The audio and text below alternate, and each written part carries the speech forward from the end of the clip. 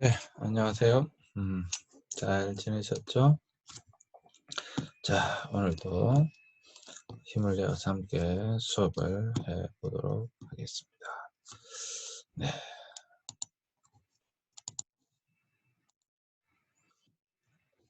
오늘은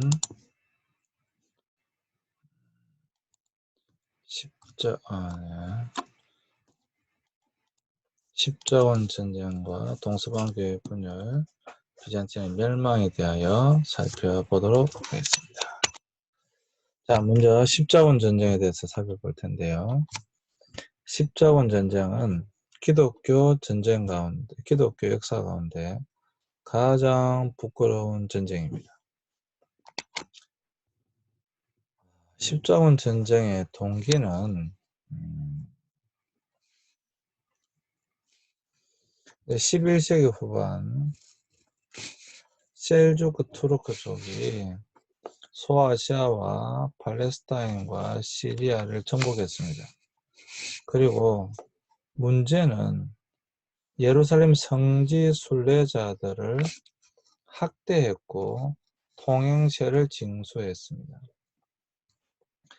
이슬람의 공격에 위험을 느낀 비잔틴의 황제, 비잔틴은 동방교회를 뜻합니다. 동방교회. 비잔틴 황제는 교황에게 군대 파견과 성지 회복을 요청했습니다. 그래서 교회의 입장에서 성지가 예루살렘입니다. 이교도의 손에 있다는 것과 성지 순례가 방해를 받는다는 것은 굉장히 수치스러운 일로 생각을 했습니다. 그래서 이제 십자군 전쟁이 일어나게 됩니다. 결국에는 이제 예루살렘이 이슬람 교도들에게 넘어감으로 말미암아 성지 순례가 방해를 받게 되었습니다. 그래서 이것 때문에 이제 십자군 전쟁이 일어나게 되는 겁니다. 또한 당시에 중세 유럽 국가들은 국력이 성장하여서 강력한 군대를 보유하고 있었기 때문에 서로 전쟁을 일삼았습니다. 그래서 로마 가톨릭 교회는 재빠르게 이들의 군사력을 이슬람 군대와 싸우는 대로 돌렸습니다. 이때 굉장히 중요한 하나의 개념이 나오게 되는데 바로 면죄부가 주어졌습니다. 십자군 전쟁에 참가하는 사람들에게 주어진 것이 뭐냐면 면죄부가 주어졌습니다. 그리고 전쟁에서 죽은 전사자에게는 순교의 영광이, 그리고 생존자에게는 물질적 보상이 약속되었습니다.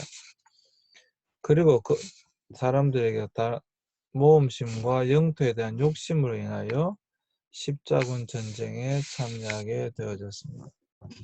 여기에 굉장히 중요한 개념이 하나 등장해야 되는데 그것이 바로 면죄부입니다. 자, 이 면죄부는 십자군 전쟁으로 인하여 만들어지게 되어진 것입니다. 그리고 이 면죄부 때문에 종교개혁이 일어나게 됩니다. 종교개혁이 이 면죄부 때문에 일어나게 됩니다. 그래서 이 십자군 전쟁 그리고 면죄부를 살펴보는 것은 대단히 중요하다라고 하는 것이죠. 대단히 중요한 것입니다. 그런 것들을 여러분들과 함께 계속 살펴보도록 하겠습니다. 교회는 여기에서 보시면 1095년부터 약 140년에 걸쳐서 총 8차례에 걸쳐 십자군 전쟁을 조직했습니다. 제1차 십자군 전쟁은 교황 우르반 2세의 주도로 소집되었고 교황은 참전자들에게 면죄부를 주었습니다. 그리고 이 1차 십자군은 1099년에 예루살렘을 탈환하게 됩니다. 고포리가 예루살렘의 왕으로 임명되었고 그의 형제 볼드윈이 그 뒤를 계승했습니다. 시리아와 팔레스타인의 해안선을 따라 안디옥, 트리폴리, 예루살렘에 라틴 제국이 수립되었습니다. 여기서 말하는 라틴 제국이라고 하는 것은 로마 가톨릭 교회가 라틴어를 썼기 때문에 이름을 라틴 제국이라고 하는 것입니다. 여기서도 여러분 중요한 면제부인데 일단 8차례 거친 십자군 전쟁 140년에 걸쳐서 8차례 십자군 전쟁이 조직되어졌는데 참으로 유일하게 제1차 십자군 전쟁 때에만 예루살렘을 탈환하고 그 이후로는 예루살렘을 십자군 전쟁 어떤 전쟁에도 탈환하지 못합니다. 딱 1차 십자군 전쟁 때에만 예루살렘을 탈환합니다.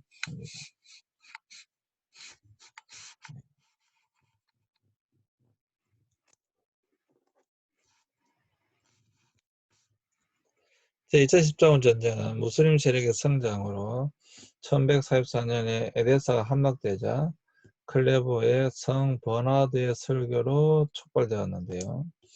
프랑스의 왕 루이 7세와 독일 황제 콘라드 3세가 참전하였습니다.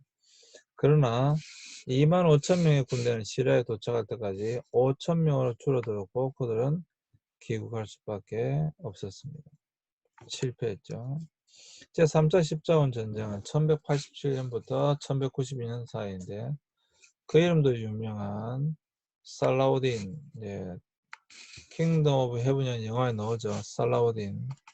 살라딘이 예루살렘을 정복하면서 시작되었습니다.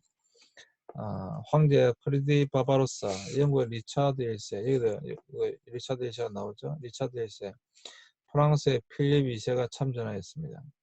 근데 해안선을 따라 많은 토지를 회복하였으나 역시 예루살렘을 탈환하는 것은 실패했습니다.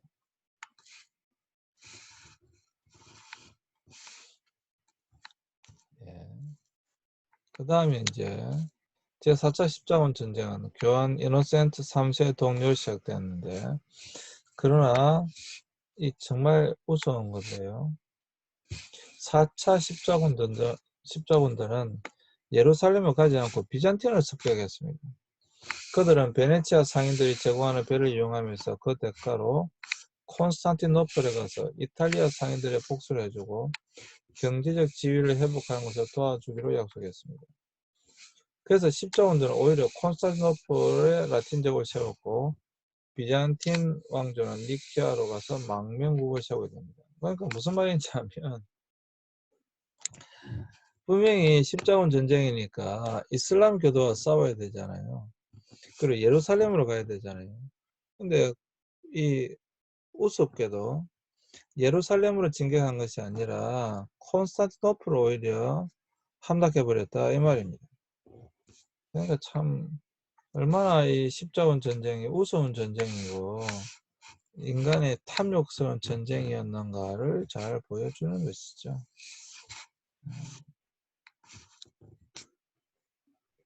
제5차 십자군 전쟁에서는 오스트리아와 헝가리 군대가 예루살렘의 왕과 안디옥의 왕자의 군대와 결합하여 예루살렘을 탈환하기 위해 싸웠는데 1219년 이집트의 다미에타에서 크게 패배했고요. 1221년 카이로를 공격했습니다. 그러나 이집트 군대와 술탄의 군대에 대피하여 항복하고 8년에 평화조약을 맺었습니다. 또 실패했다 이 말입니다. 제6차 십자군 전쟁 때는 황제 프리드리 2세가 참전했습니다. 그는 십자군에 참전하겠다고 서원했으나 교황 그레고리 9세와 경쟁을 하다가 1228년에 파문을 당하게 됩니다. 그는 예루살렘에 가서 술탄과 외교를 통해 회교의 모스크가 있는 지역을 양도하는 대신에 예루살렘과 나셀과 베르들레헴을 10년 동안 양도받기로 협의했습니다. 그러나 1244년에 무슬림은 예루살렘을 다시 탈환하게 됩니다. 제7차 십자군 전쟁은 프랑스 왕 루이 9세가 주도했고요. 그는 이집트 정벌 십자군을 지휘했으나 전군은 포로가 됩니다. 제8차 십자군 전쟁 때 루이 9세는 튀니지에 2달을 보내고 또 사망합니다. 실패했다 이 말입니다. 자, 그러면 이제 이것이 사실 중요한 것인데요. 십자군 전쟁은 제1차에만 성공을 거두었고 나머지는 다 실패했습니다. 그 실패 이유가 무엇일까 하는 것이죠. 그 실패의 원인은 교황에게는 군사력이 없었기 때문에 군사력을 통일시킬 수가 없었습니다.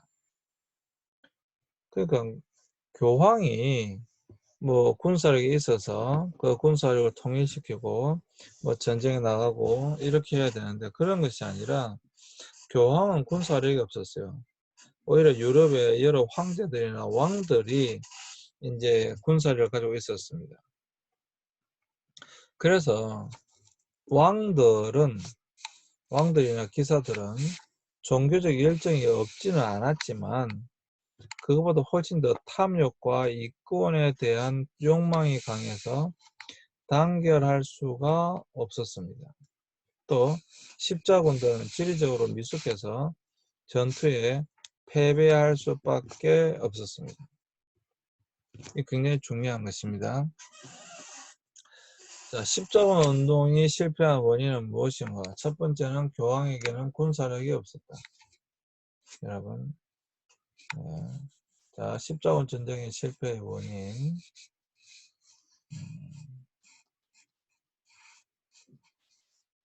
자, 실패의 원인은요.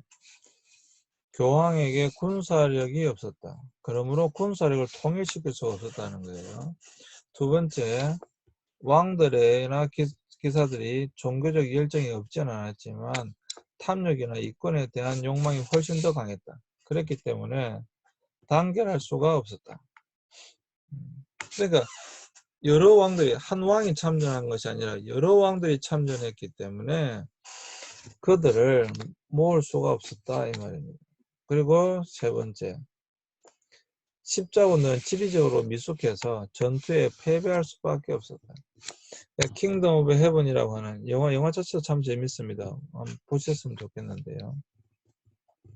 거기에도 보면 그게 이제 주인공이 사실 앞에는 아주 약간 역사적으로는 좀 고증의 문제가 있긴 하지만 어쨌든 크게 나오는 그 이제 기독교 십자군의 지도자가 말고 이슬람 제국의 지도자가 바로 살라우딘이 이제 주인공으로 나오거든요. 이 살라우딘은 철저하게 지형 지문을 이용합니다. 그런데 십자군들은 지리적으로 너무 미숙해가지고 전투에 패배할 수밖에 없는 것을 그 영화에도 보시면 너무도 잘 보실 수가 있습니다. 영화가 나와서 그런데 마지막에 고프리가 질문하죠. 살라우딘한테 예루살렘의 의미가 무엇이냐라고 했을 때 살라우딘이 처음에는 nothing이라고 그럽니다. 아무것도 아니다. 예루살렘의 의미가 뭐냐? 아무런 의미가 없다. nothing이다. 그리고 가면서 이제 war, everything.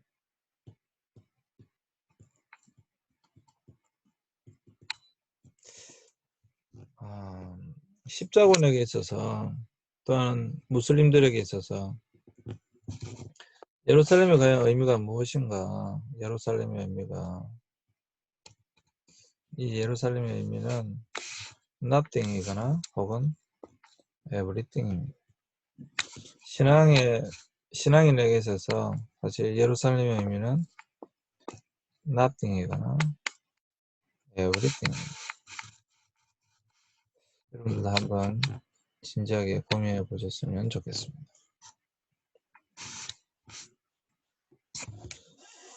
그리고 또 여기 또 중요한 이유가 나오는데 십자군들은 어디를 가든지 약탈과 살인을 일삼았습니다. 그래서 무질서와 잔인했습니다. 그래서 원주민들의 반감이 아주 컸어요. 십자군들은 이교도들은 생존권이었고 하나님의 영광을 위해 도살되어야 할 존재로 생각했습니다. 그래서 결국 무슬림들도 기독교인들을 살육할 기회가 왔을 때 똑같은 방법으로 복수합니다. 그리고 홀로코스트라고 하죠. 유대인 대학살. 우리는 유대인들의 이 대학살을 히틀러의 600만 명 가스실에 죽인 그것만 우리는 기억하고 있지만 첫 번째 홀로코스트 여러 번이 있었습니다만 가장 큰 것 중에 하나가 십자군 전쟁 때 유대인들을 대량 학살했습니다. 십자군들이 지나간 마을마다 유대인들이 살고 있는 마을을 완전히 다 없애버렸습니다.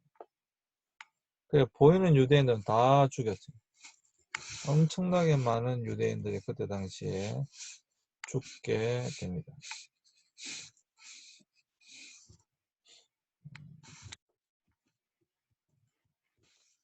그러면 십자군 전쟁에 남긴 오점이 무엇인가?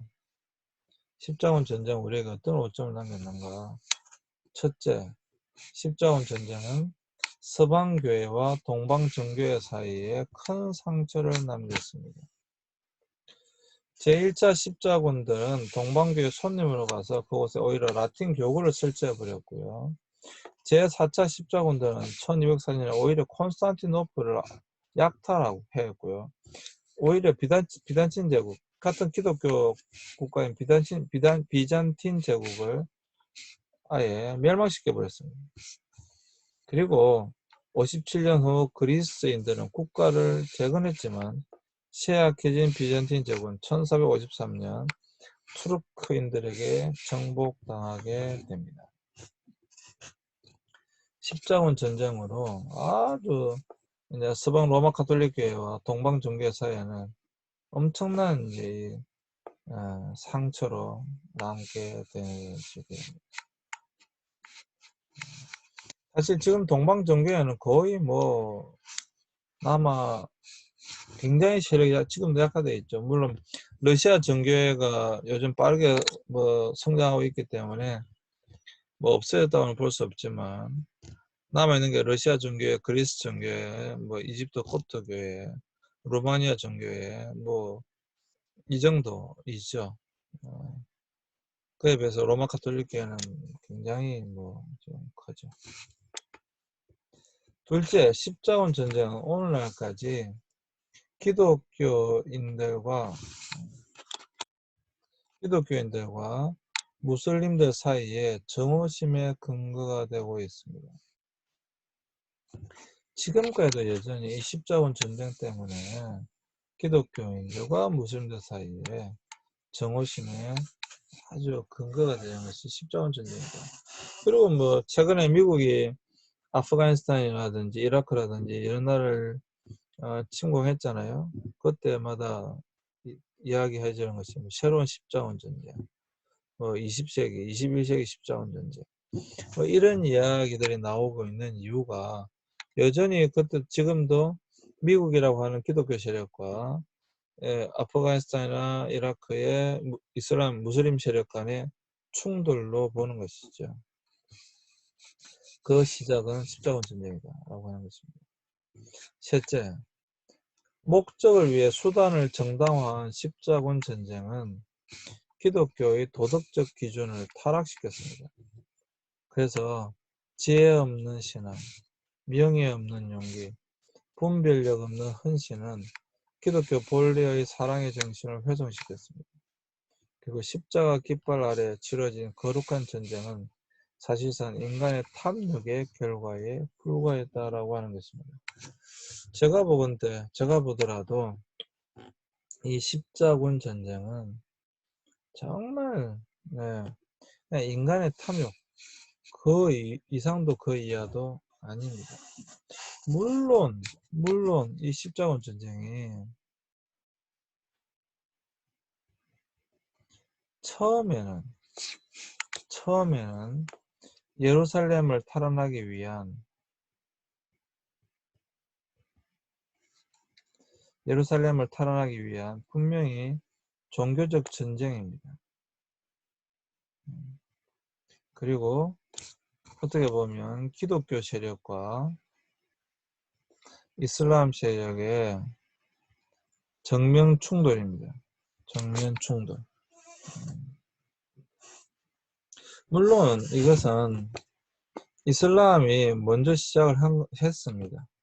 먼저 시작을 했다라고 하는 것이 앞 시간에 살펴보시면 무함마드가 이슬람 제국을 만들고 난 이후에 이슬람 제국이 유럽의 그러니까 북아프리카 전체 지역과 지금의 이제 소아시아 지역, 중동이라고 그러죠.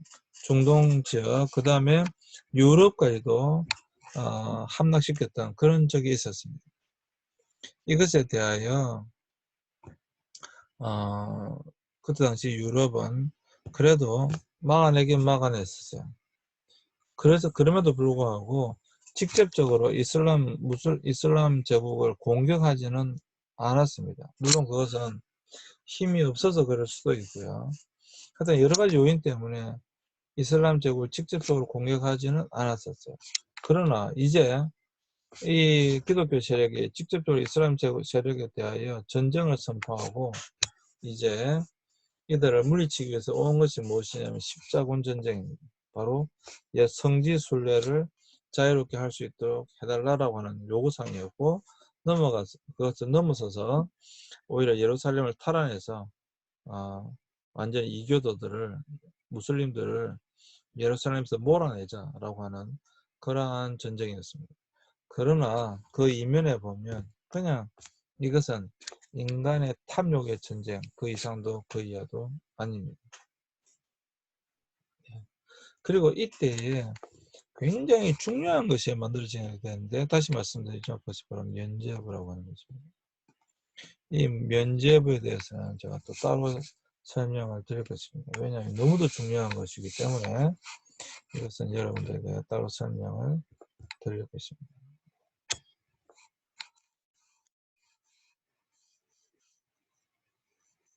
그래서 여러분 십자군 전쟁은 기독교 역사에서 가장 부끄러운 전쟁이 바로 십자군 전쟁입니다.